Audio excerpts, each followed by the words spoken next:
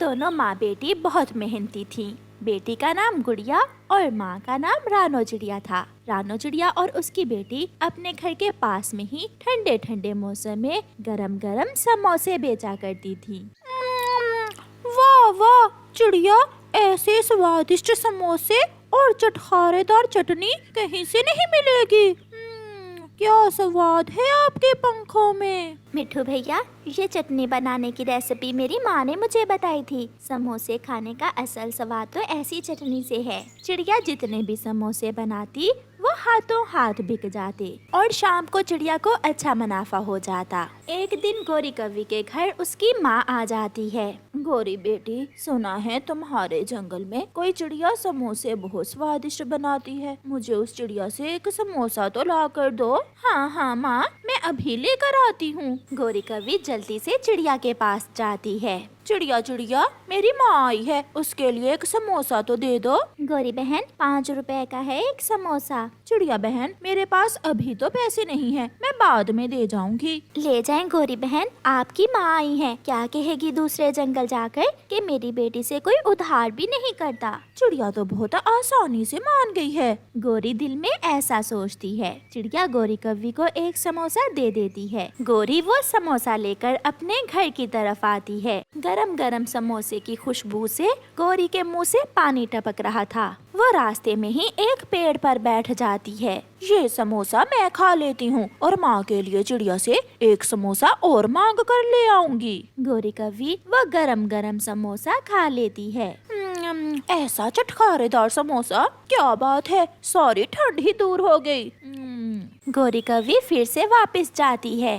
बुलबुल बहन, ये ले, ये फ्री चटनी भी ले। इस चटनी के बिना समोसे का क्या स्वाद। गोरी भी पहुंच जाती है। चिड़िया चिड़िया, शुक्र है मैंने पहले ही देख लिया, वरना माँ के सामने मेरी बहुत बेइज्जती होती। ऐसा क्या हुआ है गोरी। चिड़िया, उस समोसे में से तो मक्खी निकली। मैंने माँ से आंख चुराकर वो समोसा बाहर फेंक दिया। मुझे एक समोसा और दे दो। गोरी बहन, ऐसा नहीं हो सकता, मगर तुम कहती हो तो मैं तुम्हारी बात मान लेती हूँ। फिर चिड़िया ज्यादा बहस किए बिना ही गोरी कव्वी को एक और समोसा दे देती है, जिसे लेकर गोरी कव्वी घर चली जाती है और प्लेट में समोसा रखकर अपनी माँ को दे देती है। सामने बैठा कालू कौवा कभी गोरी को और कभी समोसे को घूर घूर कर देखे जा रहा था। गोरी बेटी, सच में बात तो ठीक है, ये समोसे तो बहुत स्वादिष्ट हैं। मजा ही आ गया। अपनी माँ के लिए तो समोसा ले आई हो, मेरे लिए भी एक ले आती तो क्या था। छी छी, चुप कर जाओ कालू। फिर गोरी कालू के कान में जाकर कहती है, उधार लाई हूँ, बहुत मुश्किल से चिड़िया से मैंने समोसा लिया है। दूसरे दिन गोरी कव्वी की माँ चली जाती है, मगर गोरी और कालू का समोसे खाने को फिर से मन कर रहा था। कालू जी, किसी न किसी तरह उस चिड़िया के समोसे खाएं। पैसे तो है नहीं हमारे पास और उधार तो अब चिड़िया देने वाली नहीं। जो उधार मिलना था वो तुम्हारी माँ खा गई। चोरी। कालू, क्यों ना हम चिड़िया के ढेर सारे समोसे चोरी कर लें और फिर मजे मजे से खाएंगे। मगर कैसे। फिर गोरी कव्वी कालू के कान में कोई बात बताती है और वो दोनों चिड़िया के समोसों के ठेले की तरफ जाते हैं। समोसे समोसे, गरम चटखारेदार समोसे, मीठी और तीखी चटनी के साथ गरम गरम समोसे। कालू एक पेड़ के पीछे छुपकर बैठ जाता है और गोरी कव्वी चिड़िया के पास आती है। चिड़िया चिड़िया, जल्दी चलो, कबूतर पर एक बड़ी चील ने हमला कर दिया है, उसका पंख टूट गया है। हाय, मैं मर गई, मेरा कबूतर भाई, जल्दी चलो गोरी। चिड़िया गोरी कव्वी के साथ वहाँ से चली जाती है। कौवा पेड़ के पीछे से ये सब देख रहा था, मगर कौवे को ये नहीं मालूम था कि चिड़िया की बेटी भी वहाँ बैठी हुई है। कौवा उड़ता है और जल्दी से जाकर जैसे ही समोसा उठाने की कोशिश करता है, गुड़िया चमचे से कौवे को मारती है। हटो हटो काले कौवे, मेरे समोसे क्यों गंदे कर रहे हो। कालू कौवा चमचे से बचता हुआ गरम गरम तेल की कढ़ाई में गिर जाता है। हाय, मर गया, मर गया, मैं मर गया। गोरी, मुझे बचाओ। अंकल, अंकल कौवे, ये तो आप हैं। क्या जरूरत थी ऐसे चोरी करने की, मुझसे मांग कर ले लिया होता एक समोसा। कौवा जान से तो बच जाता है, मगर गरम गरम घी ने उसे भून कर रख दिया था। रात को कौवा अपने घर में बैठा रो रहा था। गौरी, ये सब तुम्हारी वजह से हुआ है। समोसे खाने को मन तुम्हारा भी कर रहा था। वैसे कालू, तुम्हारे शरीर से चिकन पकोड़े की खुशबू आ रही है। अगर कहो तो थोड़ा सा नमक लगाकर एक टांग खा लूं तुम्हारी। ये सुनकर कालू हंसने लगता है। ऐसे गौरी के किए की सजा भी कालू को मिलती है। प्यारे दोस्तों, इस कहानी को लाइक करना बिल्कुल मत भूलना। आपका धन्यवाद। मम्मा, बहुत ठंड लग रही है। आप मुझे रजाई कब ला कर देंगी? आप चिंता न करें मेरी बेटी, कल मुझे मालकिन से पैसे मिलेंगे और मैं आपके लिए गरम रजाई ले आऊंगी। मगर मम्मा, अगर कल आप मेरे लिए रजाई ना लेकर आई तो मैं आपसे बात नहीं करूंगी। मुझे रोज बहुत ठंड लगती है। फिर वो माँ बेटी हर रोज की तरह बिना गरम लहाफ ओढ़े ही सो जाती हैं। मम्मा चिड़िया अपनी बेटी को गरम रखने के लिए उसे अपने सीने पर लिटा लेती है। दूसरे दिन जब मम्मा चिड़िया गौरी कव्वी के घर काम करने जाती है तो उससे कहती है,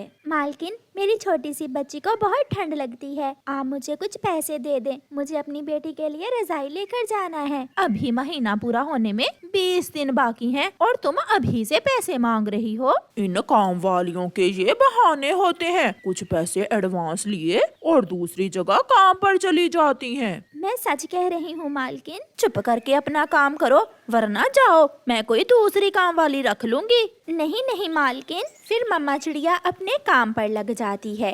जब मम्मा चिड़िया घर वापस जाती तो रात होने वाली होती। हरियाली, अगर मुझे चाय के बर्तन धोने के लिए कोई काम वाली मिल जाए तो मेरा धंधा और भी बढ़ सकता है। गुजरती हुई मम्मा चिड़िया मिट्ठू की बात सुनकर वहाँ आ जाती है। साहिब, मैं धो दिया करूँगी आपके बर्तन। मैं दिन में कौवों के घर काम करती हूँ और इस समय घर जाते हुए मैं आपके बर्तन धो जाया करूँगी। बहुत अच्छे, मैं आपको इस काम के अच्छे पैसे दूंगा। फिर चिड़िया तोते के बर्तन धोती है। मम्मा अभी तक नहीं लौट कर आई। शायद मम्मा मेरे लिए गरम रजाई लेकर ही घर लौटेंगी। मगर मम्मा चिड़िया तो बिना रजाई लिए ही घर आ जाती हैं। अपनी मम्मा के पास कुछ भी ना देखकर गुड़िया रोने लग जाती है।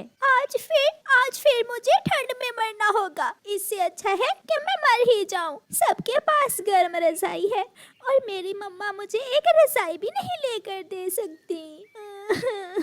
गुड़िया बेटी, गौरी कव्वी मालकिन के पास आज पैसे नहीं थे। कल आपके लिए रजाई ले आऊंगी। कल कल कल, हर रोज कल। ना जाने वो कल कब आएगी। मम्मा चिड़िया अपनी पुरानी चादर गुड़िया के ऊपर देकर गुड़िया को सुला देती है। 50 रुपए आज मिट्ठू से मिल गए। कल मैं मिट्ठू के बर्तन धोकर अपनी गुड़िया के लिए रजाई ले सकूंगी। ये सोचकर मम्मा चिड़िया बहुत खुश हो रही थी। फिर दूसरे दिन मम्मा चिड़िया पहले कौवों के घर काम करती है। वो ठंडे पानी से बर्तन धोती और कड़ाके की ठंड में घर की सफाई करती। उसे ये सब करना था क्योंकि उसे अपना और अपनी बेटी का पेट जो पालना था। गौरी कव्वी के घर का काम करने के बाद चिड़िया मिट्ठू तोते के चाय के ढाबे पर जाकर बर्तन धोती। आज उसके पास इतने पैसे थे कि वो अपनी गुड़िया के लिए रजाई ले सके। मम्मा चिड़िया अपनी बेटी के लिए रजाई लेने जा रही थी कि रास्ते में उसे एक जगह कुछ पक्षी इकट्ठे हुए दिखाई देते हैं। बहुत चोट आई है, न जाने ये पक्षी कौन है। फाख्ता भी ये सब देख रही थी।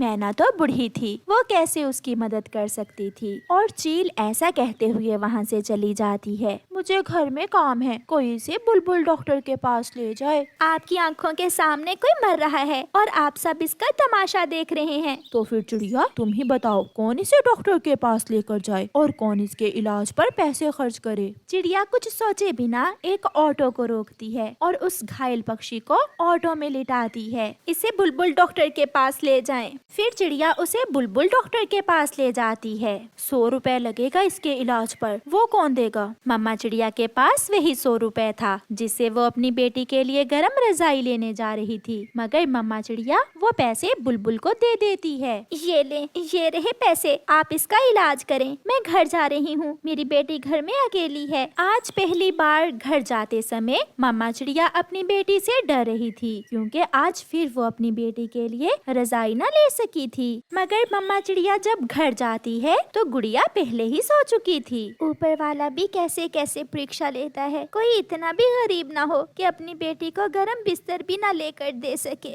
उनके घर के दरवाजे पर दस्तक होती है। मुझे बुलबुल ने बताया है आपके घर का पता। आपका बहुत बहुत धन्यवाद। आप आपने मेरी जान बचाई। ये कुछ पैसे हैं, ये आप रख लें। नहीं नहीं, मुझे इन पैसों की जरूरत नहीं है। ये मेरी खुशी है, आप रख लें। और मेरे पास ऑटो में 2 गरम बिस्तर भी हैं, वो भी मैं आपके लिए लाया हूँ। मुझे सब मालूम हो गया है कि जो पैसे आपने मेरे इलाज के लिए दिए थे, उनसे आप अपनी बेटी के लिए गरम रजाई लेने जा रही थी। फिर मम्मा चिड़िया वो सब ले लेती है, क्योंकि ये ऊपर वाले की तरफ से उसकी मदद का एक बहाना था। प्यारे दोस्तों, इस कहानी को लाइक करना बिल्कुल मत भूलना। आपका धन्यवाद।